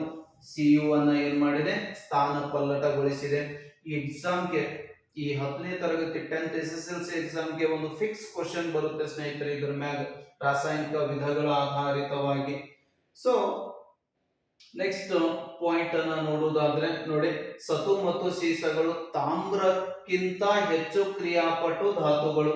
ಆದ್ದರಿಂದ ಈಗ ಸತು ಮತ್ತು ಸೀಸಗಳು ತಾಮ್ರಕ್ಕಿಂತ ಹೆಚ್ಚು ಕ್ರಿಯಾಪಟು ಧಾತುಗಳಾಗಿರುವುದರಿಂದ ಅವು ಏನ್ ಮಾಡುತ್ತೆ, ತಾಮ್ರವನ್ನ ಅದರ ಸಂಯುಕ್ತಗಳಿಂದ ಸ್ಥಾನ ಪಲ್ಲಟಗೊಳಿಸುತ್ತೆ ಸ್ನೇಹಿತರೆ. ನೆಕ್ಸ್ಟ್ ಲಾಸ್ಟ್ ಪಾಯಿಂಟ್ ಬರ್ತಕ್ಕಂಥದ್ದು ಯಾವುದು ಅಂತಂದ್ರೆ ದ್ವಿಸ್ಥಾನ ಪಲ್ಲಟ ಕ್ರಿಯೆ ಅಂತೇಳಿ ನೋಡ್ತೀವಿ. ಸೊ ದ್ವಿಸ್ಥಾನ ಪಲ್ಲಟ ಕ್ರಿಯೆ ಅಂದ್ರೆ ಹೆಸರೇ ಹೇಳಿದೆ, ದ್ವಿಸ್ಥಾನ ಪಲ್ಲಟ. ಇದಕ್ಕೆ ಇನ್ನೊಂದು ಹೆಸರು ಕೂಡ ಕರೀತಾರೆ, ಅಯಾನುಗಳ ವಿನಿಮಯ ಕ್ರಿಯೆ ಅಂತ ಹೇಳಿ ಕರೀತಾರೆ ಸ್ನೇಹಿತರೆ. ಅಯಾನುಗಳ ವಿನಿಮಯ ಕ್ರಿಯೆ ಅಂತ ಹೇಳಿ ಕರೀತಾರೆ. ಸೊ ಅಯಾನುಗಳ ವಿನಿಮಯ ಕ್ರಿಯೆ ಅಂದ್ರೆ ಯಾವ ಕ್ರಿಯೆಗಳಲ್ಲಿ ಪ್ರತಿವರ್ತಕಗಳ ನಡುವೆ ಅಯಾನುಗಳ ವಿನಿಮಯ ನಡೆಯುತ್ತದೆಯೋ ಅಂತಹ ಕ್ರಿಯೆಯನ್ನ ಏನು ಕರೀತಾರೆ, ದ್ವಿಸ್ಥಾನ ಪಲ್ಲಟ ಕ್ರಿಯೆ. ಅಂದ್ರೆ ಸಿಂಪಲ್ ಆಗಿ ನೆನಪಿಟ್ಕೋಬಹುದು, ಇಲ್ಲೊಂದು ಸಂಯುಕ್ತ ಇದೆ, ಇಲ್ಲೊಂದು ಸಂಯುಕ್ತ ಇದೆ. ಈ ಸಂಯುಕ್ತದಲ್ಲಿರುವ ಧಾತು ಈ ಒಂದರ ಜೊತೆಗೆ ಕೂಡಿದ್ರೆ ಇದರಲ್ಲಿರ್ತಕ್ಕಂಥ ಧಾತು ಈ ಕಡೆ. ಅಂದ್ರೆ ಲೋಹಗಳು ಅಲೋಹಗಳು ಪರಸ್ಪರ ವಿನಿಮಯಗೊಳ್ಳುವ ಕ್ರಿಯೆ, ಅಥವಾ ಎರಡು ಸಂಯುಕ್ತದಲ್ಲಿರುವ ಧಾತುಗಳು ಪರಸ್ಪರ ಅಯಾನುಗಳನ್ನ ವಿನಿಮಯ ಮಾಡಿಕೊಳ್ತಕ್ಕಂತ ಒಂದು ಕ್ರಿಯೆ. ಸೊ Na ಇದೆ, ಇದು Cl2 ಜೊತೆ ಸೇರುತ್ತೆ, ಅವಾಗ 2NaCl ಆಗುತ್ತೆ. Ba ಇದೆ, SO4 ಜೊತೆ ಸೇರುತ್ತೆ, ಅವಾಗ BaSO4 ಆಗುತ್ತೆ ಸ್ನೇಹಿತರೆ. ಸೊ ಇದನ್ನ ದ್ವಿಸ್ಥಾನ ಪಲ್ಲಟ ಕ್ರಿಯೆ ಅಂತ ಹೇಳಿ ಕರಿತೀವಿ. ಇನ್ನು ದ್ವಿಸ್ಥಾನ ಕೊಲ್ಲಟ ಕ್ರಿಯೆದೊಳಗಡೆ ಯಾವುದು ಜಲ ವಿಲೀನಗೊಳ್ಳದ ಬಿಳಿಯ ವಸ್ತು ಇದೆಯೋ ಅವುಗಳನ್ನ ಏನಂತ ಕರೀತಾರೆ ಅಂತಂದ್ರೆ ಪ್ರಕ್ಷೇಪ ಅಂತ ಹೇಳಿ ಕರೀತಾರೆ ಸ್ನೇಹಿತರೆ. ಪ್ರಕ್ಷೇಪ ನೀರಿನಲ್ಲಿ ಕರಗದೆ ಇರತಕ್ಕಂತ ವಸ್ತು ಅಂತ ಹೇಳಿ ಕರೀತೀವಿ. ಉದಾಹರಣೆಗಾಗಿ ಸುಣ್ಣ ನೀರಿನಲ್ಲಿ ಕರಗದೆ ಇರತಕ್ಕಂತ ವಸ್ತು, ಇದನ್ನ ಪ್ರಕ್ಷೇಪ. ಮತ್ತು ಪ್ರಕ್ಷೇಪಣ ಅಂದ್ರೆ ಏನು ಅಂತಂದ್ರೆ ಜಲ ವಿಲೀನಗೊಳ್ಳದೆ ಇರತಕ್ಕಂತ ವಸ್ತುವನ್ನ ಪ್ರಕ್ಷೇಪ ಅಂತ ಕರೆದ್ರೆ ಪ್ರಕ್ಷೇಪವನ್ನ ಉಂಟು ಮಾಡುವ ವಸ್ತುಗಳಿಗೆ ಏನಂತ ಕರಿತೀವಿ ಅಂತಂದ್ರೆ ಪ್ರಕ್ಷೇಪಣ ಅಂತ ಹೇಳಿ ಕರಿತೀವಿ ಸ್ನೇಹಿತರೆ. ಎಕ್ಸಾಮ್ಗೆ ಪಾಯಿಂಟ್ ಬರಬಹುದು. ತಾವು ಚಿತ್ರದಲ್ಲಿ ಗಮನಿಸ್ತಿದ್ದೀರಿ, ನೀರಿದೆ, ನೀರೊಳಗಡೆ ಸುಣ್ಣವನ್ನ ಹಾಕಿದ್ದಾರೆ, ಆ ಸುಣ್ಣ ನೀರಿನೊಳಗಡೆ ಕರಗದೇ ಇರುವುದರಿಂದ ಇದನ್ನ ಪ್ರಕ್ಷೇಪ ಅಂದ್ರೆ ಈ ನಡೀತಕ್ಕಂತ ಕ್ರಿಯೆಗೆ ಪ್ರಕ್ಷೇಪಣ ಅಂತ ಹೇಳಿ ಕರೀತಾರೆ ಸ್ನೇಹಿತರೆ. ಸೊ ನೆಕ್ಸ್ಟ್ ಪಾಯಿಂಟ್ ಅನ್ನ ನೋಡೋಣ. ಉತ್ಕರ್ಷಣ ಮತ್ತು ಅಪಕರ್ಷಣ ಸಿಂಪಲ್ ಆಗಿರ್ತಕ್ಕಂಥದ್ದು. ಯಾವುದೇ ರಾಸಾಯನಿಕ ಕ್ರಿಯೆಯಲ್ಲಿ ಆಮ್ಲಜನಕ ಇರುವಿಕೆ ಅಥವಾ ಹೈಡ್ರೋಜನ್ ಇಲ್ಲದಿರುವಿಕೆಯನ್ನು ನಾವೇನ ಕರೀಬಹುದು, ಉತ್ಕರ್ಷಣ ಕರೀಬಹುದು ಸ್ನೇಹಿತರೆ. ಸೊ ಹಾಗಾದ್ರೆ ಯಾವುದು ಅಂದ್ರೆ ನೋಡ್ರಿ, ರಾಸಾಯನಿಕ ಕ್ರಿಯೆಯಲ್ಲಿ ವಸ್ತುವೊಂದು ಆಕ್ಸಿಜನ್ ಪಡೆದುಕೊಂಡರೆ ಅಥವಾ ಹೈಡ್ರೋಜನ್ ಅನ್ನ ಕಳೆದುಕೊಂಡರೆ ಅದನ್ನ ಏನು ಕರೀಬಹುದು, ಆಕ್ಸಿಜನ್ ಅನ್ನ ಪಡೆದುಕೊಂಡರೆ, ಹೈಡ್ರೋಜನ್ ಅನ್ನ ಕಳೆದುಕೊಂಡರೆ ಅಥವಾ ಆಕ್ಸಿಜನ್ ಇರುವಿಕೆ ಹೈಡ್ರೋಜನ್ ಇಲ್ಲದಿರುವಿಕೆಯನ್ನ ನಾವೇನು ಕರಿತೀವಿ ಅಂತಂದ್ರೆ ಉತ್ಕರ್ಷಣ ಕ್ರಿಯೆ ಅಂತ ಕರಿತೀವಿ ಸ್ನೇಹಿತರೆ. ಪ್ರತಿಯೊಂದು ವಸ್ತುಗಳು ಹಾಳಾಗಬೇಕಾದ್ರೆ, ನಶಿಸಬೇಕಾದ್ರೆ ಆ ವಸ್ತುಗಳು ಉತ್ಕರ್ಷಣ ಕ್ರಿಯೆಗೆ ಒಳಪಟ್ಟಿರುತ್ತವೆ. ಆ ಉತ್ಕರ್ಷಣವನ್ನ ತೆಗಿಬೇಕಾದ್ರೆ ನಾವು ಅಪಕರ್ಷಣ ಕ್ರಿಯೆಗೆ ಹೋಗಬೇಕಾಗುತ್ತೆ. ಸೊ ಹಾಗಾದ್ರೆ ಅಪಕರ್ಷಣ ಅಂದ್ರೇನು?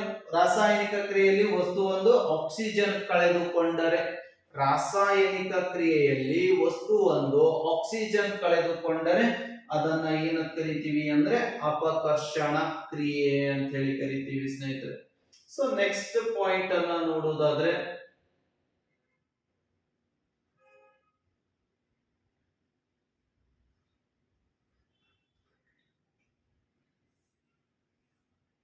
ಉತ್ಕರ್ಷಣ ಮತ್ತು ಅಪಕರ್ಷಣ ತಾವು ನೋಡಬಹುದು. ಉತ್ಕರ್ಷಣ, ತಾಮ್ರ ಆಕ್ಸಿಜನ್ ಅನ್ನು ಪಡೆದುಕೊಂಡು ತಾಮ್ರದ ಆಕ್ಸೈಡ್ ಆಗಿದೆ. ಚಿತ್ರದಲ್ಲಿ ಗಮನಿಸ್ತಿದ್ದೀರಿ, ತಾಮ್ರ ಇದೆ, ಆಕ್ಸಿಜನ್ ಇದೆ, ತಾಮ್ರದ ಆಕ್ಸೈಡ್ ಆಗಿದೆ. ಇದು ಉತ್ಕರ್ಷಣ ಕ್ರಿಯೆಗೆ ಒಳಪಟ್ಟಿದೆ. ಇಲ್ಲಿ ಒಂದು ಸಿಂಪಲ್ ಒಂದು ಐಡಿಯಾ ಹೇಳಬೇಕು ಅಂದ್ರೆ, ಯಾವುದೇ ಉತ್ಪನ್ನದೊಳಗಡೆ ಆಕ್ಸಿಜನ್ ಬಂತು ಅಂದ್ರೆ ಇದು ಉತ್ಕರ್ಷಣ ಕ್ರಿಯೆಗೆ ಒಳಪಟ್ಟಿದೆ. ಉತ್ಕರ್ಷಣ ಕ್ರಿಯೆಗೆ ಒಳಪಟ್ಟಿದೆ. ಒಂದು ವೇಳೆ ಆಕ್ಸಿಜನ್ ಹೋಯ್ತು ಅಂದ್ರೆ ಇದು ಹೊಸದಿದೆ ತಾಮ್ರ. ಈ ತಾಮ್ರ ಹೊಸದಿದ್ದಾಗ ವಾತಾವರಣಕ್ಕೆ ನೀವು ತಂದು ಬಿಟ್ರಿ ಅಂದ್ರೆ ವಾತಾವರಣದಲ್ಲಿರ್ತಕ್ಕಂಥ ಆಮ್ಲಜನಕ ತಾಮ್ರದ ಜೊತೆಗೆ ಬೆರೆತುಕೊಂಡು ತಾಮ್ರದ ಆಕ್ಸೈಡ್ ಆಗುತ್ತೆ. ಸೊ ತಾಮ್ರದ ಆಕ್ಸೈಡ್ ಆದಾಗ ತಾಮ್ರ ತನ್ನ ಹೊಳಪನ್ನ ಕಳೆದುಕೊಳ್ಳುತ್ತೆ. ಹಾಗಾಗಿ ಇದು ಉತ್ಕರ್ಷಕ ಕ್ರಿಯೆಗೆ ಒಳಪಟ್ಟಿದೆ. ಸೊ ನೆಕ್ಸ್ಟ್ ಪಾಯಿಂಟ್, ಉತ್ಕರ್ಷಕ ಮತ್ತು ಅಪಕರ್ಷಕ ಕ್ರಿಯೆ. ನೀವು ನೋಡಿದಿರಿ, ಯಾವುದೇ ಬಿಸಿಯಾಗಿರುವ ತಾಮ್ರದ ಆಕ್ಸೈಡ್ ಮೇಲೆ ಹೈಡ್ರೋಜನ್ ಅನಿಲವನ್ನ ಹಾಯಿಸಿದಾಗ ಹಿಮ್ಮುಖ ಕ್ರಿಯೆ ನಡೆದು ತಾಮ್ರ ದೊರಕುತ್ತದೆ ಅಂತ ಹೇಳಿ ಕರೀತಾರೆ. ಅದು ಸಹಜವಾಗಿ ತಾಮ್ರದ ಪಡೆಯುವಿಕೆ ಒಂದು ವಿಧಾನ ಅಂತ ಕರಿತೀವಿ. CuO + H2, Cu + H2O ಅಂದ್ರೆ ಈಗ ಒಂದು ವಸ್ತು ಜಂಗ್ ಹತ್ತಿದೆ. ಜಂಗ್ ಹತ್ತ ಕಾರಣ ಏನು ಅಂತಂದ್ರೆ ತೇವಾಂಶ ಪ್ಲಸ್ ಮತ್ತು ಆಮ್ಲಜನಕ. ಈ ತೇವಾಂಶ ಆಮ್ಲಜನಕವನ್ನ ತೆಗಿಬೇಕಾದ್ರೆ ಪಾಲಿಸ್ ಪೇಪರ್ ತಗೊಂಡು ನಾವು ತಿಕ್ಕಿದ್ರೆ ಅಲ್ಲಿರ್ತಕ್ಕಂಥ ಆಮ್ಲಜನಕ ಹೊರಗೆ ಹೋಗುತ್ತೆ. ಆಮ್ಲಜನಕ ಇರಲಿಲ್ಲ ಅಂದ್ರೆ ಅದನ್ನ ಅಪಕರ್ಷಣ ಕ್ರಿಯೆ ಅಂತ ಕೂಡ ನಾವು ಕರಿಬಹುದು. Better example. ಸೊ ಇದು ಅಪಕರ್ಷಣ ಕ್ರಿಯೆಗೆ ಉದಾಹರಣೆಯಾಗಿದೆ. ಇನ್ನು ಉತ್ಕರ್ಷಕ ಕ್ರಿಯೆ ಮತ್ತು ಅಪಕರ್ಷಕ ಕ್ರಿಯೆಗಳು ಎಟ್ ಎ ಟೈಮ್ ನಡೆದ್ರೆ ಅದನ್ನ ಏನು ಕರಿತೀವಿ ಅಂತಂದ್ರೆ ರೆಡಾಕ್ಸ್ ಕ್ರಿಯೆ ಅಂತ ಹೇಳಿ ಕರಿತೀವಿ. ರಾಸಾಯನಿಕ ಕ್ರಿಯೆಯಲ್ಲಿ ಒಂದು ಪ್ರತಿವರ್ತಕವು ಉತ್ಕರ್ಷಣಗೊಂಡರೆ ಮತ್ತೊಂದು ಪ್ರತಿವರ್ತಕವು ಏನಾಗಬೇಕು ಅಂದ್ರೆ ಅಪಕರ್ಷಣೆಗೊಳ್ಳಬೇಕು. ಒಂದು ಉತ್ಕರ್ಷಣೆಗೊಂಡ್ರೆ ಇನ್ನೊಂದು ಏನಾಗಬೇಕು, ಅಪಕರ್ಷಣೆಗೊಳ್ಳಬೇಕು. ಅದನ್ನ ರೆಡಾಕ್ಸ್ ರಿಯಾಕ್ಷನ್ ಅಂತ ಕರಿತೀವಿ ಸ್ನೇಹಿತರೆ. ಸೊ ರೆಡಾಕ್ಸ್ ರಿಯಾಕ್ಷನ್ ಅಂದ್ರೆ ಏನು ಅಂತಂದ್ರೆ ಒಂದೇ ರಾಸಾಯನಿಕ ಕ್ರಿಯೆಯಲ್ಲಿ ಉತ್ಕರ್ಷಕ ಮತ್ತು ಅಪಕರ್ಷಕ ಕ್ರಿಯೆಗಳು ಏಕಕಾಲದಲ್ಲಿ ಜರುಗಿದರೆ ಅದನ್ನ ರೆಡಾಕ್ಸ್ ಕ್ರಿಯೆ ಅಂತ ಕರಿತೀವಿ. So CuO H2 Cu + H2O ನೋಡಿ, ಇಲ್ಲಿ CuO ಬಂದಿದೆ, ಇದು ಉತ್ಕರ್ಷಕ ಕ್ರಿಯೆಗೆ ಒಳಪಟ್ಟಿದೆ. ಇಲ್ಲಿ ಉತ್ಕರ್ಷಕ ಕ್ರಿಯೆಗೆ ಒಳಪಟ್ಟ Cu ಅಪಕರ್ಷಕಗೊಂಡಿದೆ. ಅಪಕರ್ಷಕ ಅಂದ್ರೆ O ಹೋಗಿದೆ, ಅವಾಗಿದೆ ಏನಾಗಿದೆ, ಅಪಕರ್ಷಕ ಕ್ರಿಯೆಗೆ ಒಳಗೊಂಡಿದೆ. H ಆಲ್ರೆಡಿ ಅಪಕರ್ಷಕ ಕ್ರಿಯೆಗಿದೆ, ಇಲ್ಲಿ ಆಕ್ಸಿಜನ್ ಬಂದಿದೆ, ಇದು ಉತ್ಕರ್ಷಕ ಕ್ರಿಯೆಗೆ ಒಳಗೊಂಡಿದೆ. ZnO ಉತ್ಕರ್ಷಕಗೊಂಡಿದೆ ಇಲ್ಲಿ, ಆದ್ರೆ ಇಲ್ಲಿ ರಾಸಾಯನಿಕ ಕ್ರಿಯೆ ಜರುಗಿದಾಗ ಏನಾಗಿದೆ, ಅಪಕರ್ಷಕ ಕ್ರಿಯೆಗೆ ಒಳಪಟ್ಟಿದೆ. ಕಾರ್ಬನ್ ಉತ್ಕರ್ಷಕ ಕ್ರಿಯೆಗೆ ಒಳಪಟ್ಟಿದೆ. ನೋಡಿ O ಇದೆ, ಇಲ್ಲಿ ನೋಡಿದೀವಿ ಅಂತಂದ್ರೆ ಆಕ್ಸಿಜನ್ ಇದೆ, ಇದು ಉತ್ಕರ್ಷಕಕ್ಕೆ ಒಳಪಟ್ಟಿದೆ. ಆದ್ರೆ ರಾಸಾಯನಿಕ ಕ್ರಿಯೆ ನಡೆದಾಗ ಇದು ಏನಾಯ್ತು, ಅಪಕರ್ಷಕ ಕ್ರಿಯೆಗೆ ಒಳಪಡ್ತು. ಇಲ್ಲಿ ಆಲ್ರೆಡಿ ಹೈಡ್ರೋಜನ್ ಇದೆ, ಅಪಕರ್ಷಕ ಕ್ರಿಯೆಗೆ ಒಳಪಟ್ಟಿದೆ. ಬಟ್ ಇಲ್ಲಿ ಏನಾಗಿದೆ, ಆಕ್ಸಿಜನ್ ಬಂದಿದೆ, ಇದು ಉತ್ಕರ್ಷಕ ಕ್ರಿಯೆಗೆ ಒಳಪಟ್ಟಿದೆ. ಯಾವುದೇ ಒಂದು ಧಾತು ಉತ್ಕರ್ಷಕ ಮತ್ತು ಅಪಕರ್ಷಕ ಕ್ರಿಯೆಗಳು ಒಂದೇ ಸಮೀಕರಣದೊಳಗಡೆ ಎರಡು ನಡೆದು ಅಂದ್ರೆ ಇದನ್ನ ನಾವೇನಂತ ಕರಿತೀವಿ ಅಂತಂದ್ರೆ ರೆಡಾಕ್ಸ್ ರಿಯಾಕ್ಷನ್ ಅಂತೇಳಿ ಕರಿತೀವಿ ಸ್ನೇಹಿತರೆ. ಸೊ ನೆಕ್ಸ್ಟ್ ಉತ್ಕರ್ಷಕ ಅಪಕರ್ಷಕ ಬೆಟರ್ ಎಕ್ಸಾಂಪಲ್ ಏನು ನೋಡಬಹುದು ಅಂದ್ರೆ CuO ಪ್ಲಸ್ H2O. ಇಲ್ಲಿ ಸಿಂಪಲ್ ಆಗಿ ನಿಮ್ಗೆ ಹೇಳ್ಬೋದು ಅಂತಂದ್ರೆ ಈ CuO ನೋಡಿ, ಇಲ್ಲಿ ಆಕ್ಸಿಜನ್ ಇದೆ, ಆಕ್ಸಿಜನ್ ಹೋಗಿದೆ ಅಂತಂದ್ರೆ ಇದೇನಾಗಿದೆ, ಅಪಕರ್ಷಕ ಅಂದ್ರೆ ಅಪಕರ್ಷಣ ಕ್ರಿಯೆ. ಇಲ್ಲಿ H2 ಇದೆ, ಇಲ್ಲಿ H2 ಬಂದಿದೆ, ಇದು ಏನಾಗಿದೆ, ಉತ್ಕರ್ಷಕ ಕ್ರಿಯೆಗೆ ಒಳಪಟ್ಟಿದೆ. ಸೊ ಅಪಕರ್ಷಕ ಉತ್ಕರ್ಷಕ ಒಂದೇ ಸಮೀಕರಣದಾಗ ನಡೆದಿವೆ. ಸೊ ಇದನ್ನ ನಾವು ಏನು ಕರಿತೀವಿ ಅಂತಂದ್ರೆ ರೆಡಾಕ್ಸ್ ರಿಯಾಕ್ಷನ್ ಅಂತ ಕರಿತೀವಿ ಸ್ನೇಹಿತರೆ, ರೆಡಾಕ್ಸ್ ರಿಯಾಕ್ಷನ್. ಅದಕ್ಕೆ ಹೇಳ್ತಾರೆ ರಾಸಾಯನಿಕ ಕ್ರಿಯೆಯಲ್ಲಿ ವಸ್ತು ಒಂದು ಆಕ್ಸಿಜನ್ ಪಡೆದುಕೊಂಡರೆ ಅಥವಾ ಹೈಡ್ರೋಜನ್ ಕಳೆದುಕೊಂಡರೆ ಅದನ್ನು ಉತ್ಕರ್ಷಣಗೊಂಡಿದೆ ಅಂತ ಹೇಳ್ಬೋದು, ಹಾಗೂ ಆಕ್ಸಿಜನ್ ಕಳೆದುಕೊಂಡರೆ ಹೈಡ್ರೋಜನ್ ಪಡೆದುಕೊಂಡರೆ ಅದು ಅಪಕರ್ಷಣಗೊಂಡಿದೆ ಅಂತ ಈಸಿಯಾಗಿ ನಾವು ಹೇಳ್ಬೋದು. ಸಿಂಪಲ್ ಆಗಿ ನಾವು ಅದನ್ನ ಏನ್ ಮಾಡಬಹುದು ಅಂತಂದ್ರೆ ಯಾವುದೇ ರಾಸಾಯನಿಕ ಕ್ರಿಯೆಯಲ್ಲಿ ಆಕ್ಸಿಜನ್ ಇದ್ರೆ ಅದು ಉತ್ಕರ್ಷಕಗೊಂಡಿದೆ, ಆಕ್ಸಿಜನ್ ಇರಲಿಲ್ಲ ಅಂದ್ರೆ ಅದು ಅಪಕರ್ಷಕಗೊಂಡಿದೆ ಅಂತ ಹೇಳ್ಬೋದು ಸ್ನೇಹಿತರೆ. ಸೊ ಇದನ್ನ ನಾವು ಯೋಚನೆ ಮಾಡಬಹುದು. ಕಬ್ಬಿಣ ಈ ಲೆವೆಲ್ ಒಳಗಡೆ ಜಂಗ್ ಹತ್ತಿದೆ ಅಂತಂದ್ರೆ ಸೊ ಇಲ್ಲಿ ಏನಾಗಿದೆ ಅಂತಂದ್ರೆ ಗಾಳಿಯಲ್ಲಿ ಹಾಗೆ ತೆರೆದಿಟ್ಟ ಕಬ್ಬಿಣ ತುಕ್ಕು ಏಕೆ ಹಿಡಿಯುತ್ತದೆ ಅಂತ ಕೇಳಿದ್ದಾರೆ. ಸೊ ನಿಮಗೆ ಗೊತ್ತಿದೆ, ಈ ಗಾಳಿಯಲ್ಲಿ ತೆರೆದಿಟ್ಟಿರ್ತಕ್ಕಂಥ ಕಬ್ಬಿಣ ವಾತಾವರಣದಲ್ಲಿರ್ತಕ್ಕಂಥ ನೀರು, ತೇವಾಂಶ, ಗಾಳಿ ಇವುಗಳೊಂದಿಗೆ ವರ್ತನೆಯಾಗಿ ಏನ್ ಮಾಡುತ್ತೆ ಅಂತಂದ್ರೆ ವಸ್ತುಗಳು ನಶಿಸುವಿಕೆಯ ಸಹಾಯದಿಂದ ಹಾಳಾಗ್ತವೆ. ಸೊ ನಶಿಸುವಿಕೆ ಅಂದ್ರೆ ಏನು ಅಂತಂದ್ರೆ ಲೋಹವು ತನ್ನ ಸುತ್ತಲಿನ ವಸ್ತುಗಳಾದ ತೇವಾಂಶ, ಆಮ್ಲಗಳು ಇತ್ಯಾದಿಗಳಿಂದ ಆಕ್ರಮಿಸಲ್ಪಟ್ಟಾಗ ಅದು ನಶಿಸುವಿಕೆಗೊಳಗಾಗಿದೆ ಎಂದು ಹೇಳಲಾಗುತ್ತದೆ. ಮತ್ತೆ ಈ ಪ್ರಕ್ರಿಯೆಯನ್ನು ನಶಿಸುವಿಕೆ ಅಂತೇಳಿ ಕರಿಬಹುದು ಸ್ನೇಹಿತರೆ ನಾವು. ಹಾಗಾದ್ರೆ ನೋಡಿ, ನಶಿಸುವಿಕೆ ಅಂತಂದ್ರೆ ಈಸಿಯಾಗಿ ಡೆಫಿನಿಷನ್ ಏನ್ ಹೇಳ್ಬೋದು ಅಂತಂದ್ರೆ ಗಾಳಿ ಮತ್ತು ತೇವಾಂಶಗಳ ಪ್ರಬಲತೆಯಿಂದ ವಸ್ತುಗಳು ಹಾಳಾಗುವ ಪ್ರಕ್ರಿಯೆಯನ್ನ ನಶಿಸುವಿಕೆ ಅಂತ ಹೇಳ್ಬೋದು. ಸೊ ನಶಿಸುವಿಕೆಯನ್ನ ತಡೆಗಟ್ಟಬೇಕು ಅಂತ ತಿಳ್ಕೊಂಡು ಏನ್ ಮಾಡ್ತೀವಿ ಅಂತಂದ್ರೆ ಪೇಂಟ್ ಹಚ್ಚುತ್ತೀವಿ, ಆನೋಡೀಕರಣ ಮಾಡ್ತೀವಿ, ಗ್ಯಾಲ್ವನೀಕರಣ ಮಾಡ್ತೀವಿ,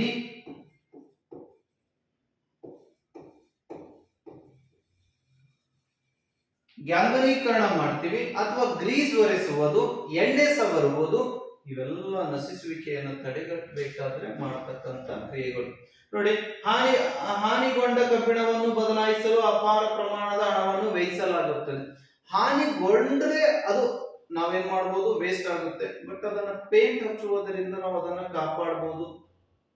ಅಥವಾ ನೀವು ಇಲ್ಲಿ ಕೊಟ್ಟಿದ್ದಾರೆ, ಬೆಳ್ಳಿಯ ಮೇಲೆ ಕಪ್ಪು ಲೇಪನ ಅಥವಾ ತಾಮ್ರದ ಮೇಲೆ ಹಸಿರು ಲೇಪನಗಳು ನಶಿಸುವಿಕೆಗೆ ಇತರೆ ಉದಾಹರಣೆ. ಬೆಳ್ಳಿ ಯಾವಾಗ್ಲೂ ಏನಾಗುತ್ತೆ ಅಂತಂದ್ರೆ ವಾತಾವರಣದಲ್ಲಿರ್ತಕ್ಕಂಥ ಅಥವಾ ಸಲ್ಫರ್ ಜೊತೆಗೆ ವರ್ತಿಸಿದಾಗ ಕಪ್ಪು ಪದರನ್ನ ಬಿಡುಗಡೆ ಮಾಡುತ್ತೆ. ಅದರ ಜೊತೆಗೆ ತಾಮ್ರವು ಸಹಿತ ಸಲ್ಫರ್ ಜೊತೆಗೆ ವರ್ತಿಸಿದಾಗ ಹಸಿರು ಛಾಯೆಯಲ್ಲಿ ಮಿಂಚಾಗುತ್ತೆ ಮತ್ತು ಅದು ಏನಾಗುತ್ತೆ ಅಂತಂದ್ರೆ ಹಾಳಾಗುತ್ತೆ. ಅದನ್ನ ನೋಡಿ, ಇಲ್ಲಿ ಚಕ್ರಗಳು ಕೊಟ್ಟಿದ್ದಾರೆ. ಇವೆಲ್ಲ ಗಾಳಿಯ ಸಹಾಯದಿಂದ ನಶಿಸುವಿಕೆ, ಕಾರಿನ ಕವಚ, ಸೇತುವೆಗಳು, ಕಬ್ಬಿಣದ ಹಳಿಗಳು, ಹಡಗುಗಳು ಲೋಹಗಳಿಂದ ಮಾಡಲ್ಪಟ್ಟ ಎಲ್ಲ ವಸ್ತುಗಳು, ವಿಶೇಷವಾಗಿ ಕಬ್ಬಿಣದ ವಸ್ತುಗಳಿಗೆ ಹಾನಿ ಮಾಡತಕ್ಕಂಥದ್ದು ಯಾವುದು ಅಂದ್ರೆ ನಶಿಸುವಿಕೆ. ಇದೊಂದು ಏನಾಗಿದೆ ಅಂತಂದ್ರೆ ಇವತ್ತಿನ ದಿವಸ ಗಂಭೀರ ಸಮಸ್ಯೆ ಆಗಿದೆ. ಈ ಸಮಸ್ಯೆಯನ್ನು ಹೋಗಲಾಡಿಸಲು ನಾವೇನ್ ಮಾಡಬಹುದು ಅಂತಂದ್ರೆ ಬಹಳ ಅಂದ್ರೆ ಪೇಂಟ್ ಹಚ್ಚಬಹುದು, ಆಮ್ಲೀಕರಣ ಮಾಡಬಹುದು, ಸತುವಿನ ಲೇಪನ ಮಾಡಬಹುದು, ಗ್ಯಾಲ್ವನೀಕರಣ ಮಾಡಬಹುದು, ಗ್ರೀಸ್ ಒರೆಸುವುದು ಮತ್ತು ಎಣ್ಣೆಯನ್ನ ಸವರ್ತಕ್ಕಂತ ವ್ಯವಸ್ಥೆಯನ್ನ ನಾವು ಮಾಡಬಹುದು ಸ್ನೇಹಿತರೆ. ಹಾಗಾದ್ರೆ ಇನ್ನ ಒಂದು ಪಾಯಿಂಟ್ ಬರುತ್ತೆ, ಬಹಳ ದಿನಗಳ ಕಾಲ ನಾವು ಇಟ್ಟಿರ್ತಕ್ಕಂತ ಆಹಾರ ಕೊಳೆಯುತ್ತೆ ಅಥವಾ ನಾರುತ್ತೆ. ಯಾಕಂತಂದ್ರೆ ಅದನ್ನ ಕಮಟುವಿಕೆ ಅಂತ ಕರಿತೀವಿ.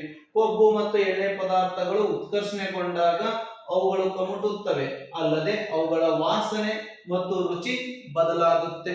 ಸೊ ಕಮಟುವಿಕೆ ಅಂದ್ರೆ ಸೇಮ್ ಡೆಫಿನಿಷನ್ ಹೇಳ್ಬೋದು, ಗಾಳಿ ಮತ್ತು ತೇವಾಂಶಗಳ ಪ್ರಬಲತೆಯಿಂದ ವಸ್ತುಗಳು ನಾರುವಿಕೆಯನ್ನ ಕಮಟುವಿಕೆ ಅಂತ ಕರಿಬಹುದು.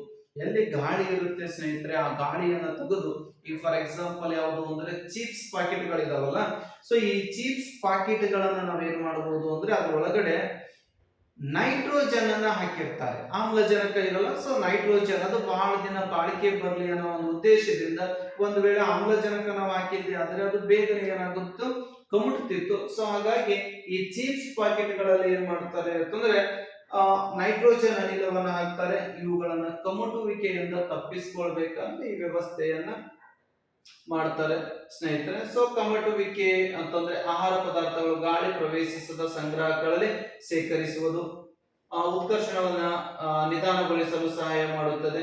ಇಲ್ಲಿ ಕೊಟ್ಟಿದ್ದಾರೆ ನೋಡಿ, ಚಿಪ್ಸ್ ತಯಾರಕರು ಚಿಪ್ಸ್ ಉತ್ಕರ್ಷಣಗೊಳ್ಳುವುದನ್ನು ತಡೆಗಟ್ಟಲು ಚಿಪ್ಸ್ ಪೊಟ್ಟಣಗಳಲ್ಲಿ ನೈಟ್ರೋಜನ್ ಅನಿಲವನ್ನ ಏನ್ ಮಾಡುತ್ತಾರೆ ಅಂತಂದ್ರೆ ಹಾಕಿರ್ತಾರೆ. ಸೊ ಇದು ಏನಾಯ್ತು ಅಂತಂದ್ರೆ ಇವತ್ತಿನ ಒಂದು ಮೊದಲನೇ ಚಾಪ್ಟರ್ ಆಗಿರ್ತಕ್ಕಂಥ ರಾಸಾಯನಿಕ ಸಮೀಕರಣ ಮತ್ತು ಕ್ರಿಯೆಗಳು ಸಂಪೂರ್ಣ ವಿವರಣೆಯೊಂದಿಗೆ ಕೊಟ್ಟಿದ್ದೇನೆ. ನೆಕ್ಸ್ಟ್ ಒಂದು ವಿಡಿಯೋ ಕ್ಲಾಸ್ ಅಲ್ಲಿ ಮತ್ತೊಂದು ಚಾಪ್ಟರ್ ಅನ್ನ ಎರಡನೇ ಚಾಪ್ಟರ್ ಆಮ್ಲ ಮತ್ತು ಪ್ರತ್ಯಾಮ್ಲಗಳನ್ನ ತಗೊಂಡು ಬರ್ತೀನಿ ಅಂತ ಹೇಳ್ತಾ ಎಲ್ಲರಿಗೂ ಧನ್ಯವಾದ.